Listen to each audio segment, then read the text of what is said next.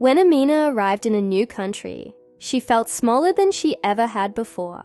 Back home, she had known who she was. She knew how to speak, how to joke, how to explain herself. But here, every sentence felt like a mountain. Words hid from her.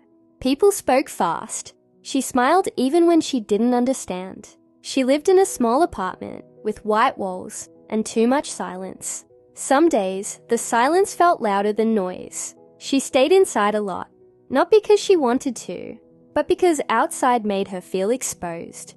Every conversation felt like a test she was not ready to take. At night, Amina often asked herself the same question. Am I moving forward or am I stuck? She didn't feel brave. She didn't feel confident. She felt tired. One evening, while cleaning, she found an old notebook at the bottom of her bag. It was empty, except for one sentence she had written months ago. I didn't come this far to disappear. She sat on the floor and read that sentence again and again. Something small changed that night. Not her life, not her situation, but her decision. The next morning, she made a promise to herself. Not a big promise, not a dramatic one, just this. Every day, I will take one small step, even if I'm afraid. Her first step was simple. She went to the library. She didn't talk to anyone. She didn't ask questions. She just walked inside, found a quiet corner, and sat down. Around her, people read, typed, whispered. No one stared. No one judged. For the first time in weeks, she felt safe. She started coming every day. At first, she only read children's books, short sentences, easy words. She felt embarrassed, but she kept going. When her mind said, "You're too old for this," she answered, "I'm learning, that's enough." Weeks passed. One day, the librarian smiled at her and said, "Hi, you're here a lot." Amina froze. Her heart raced. Then she took a breath and replied slowly, "Yes, I like reading here." The sentence wasn't perfect, but it was real. The librarian nodded. "That's great. Let me know if you ever need help." Amina walked home that day, feeling 10 pounds lighter.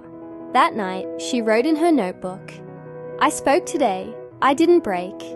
Encouraged, she took another step.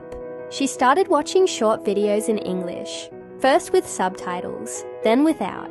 She repeated sentences out loud when no one was home. She talked to herself while cooking.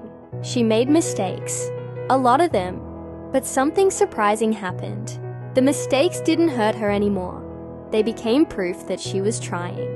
Months later, she applied for a small job.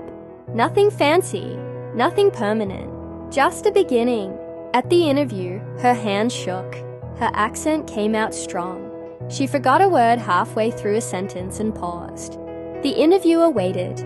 Amina swallowed and said, "Sorry, I'm learning, but I work hard." That honesty mattered more than perfect grammar. She got the job. The first weeks were hard. She misunderstood instructions.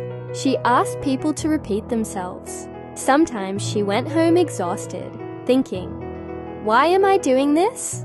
But then came small wins. A coworker laughed at her joke. A customer thanked her. One day, she explained something without translating in her head first. That night, she cried. Not because she was sad, but because she finally saw progress. One evening, after a long shift, Amina sat on a bus and looked out the window. The city lights passed by, bright and moving forward. She realized something important. Her life wasn't loud progress. It was quiet progress. No one clapped. No one announced her growth, but she was becoming stronger, sentence by sentence, day by day. Years later, Amina met someone new to the country. The woman looked nervous, spoke softly, and apologized too much, just like Amina once had. The woman said, "I feel stupid when I speak."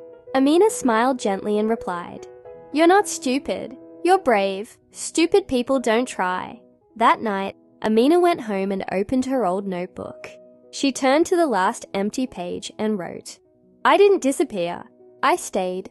And that changed everything.